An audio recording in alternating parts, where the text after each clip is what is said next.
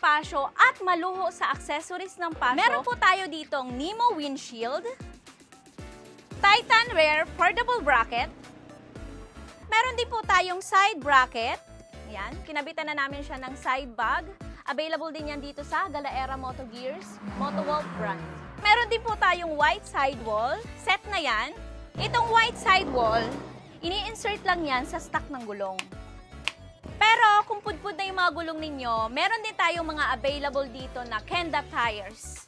Ayan po siya. Tubeless na po ito mga bossing at naka-built-in na po yung white nito. Ayan o.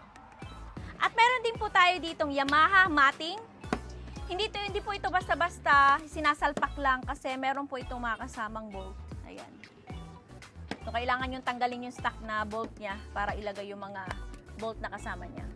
At higit sa lahat, ang pinaka-main highlights ng accessories ng Pasio natin ngayon ay ang ating Yamaha Genuine keyless.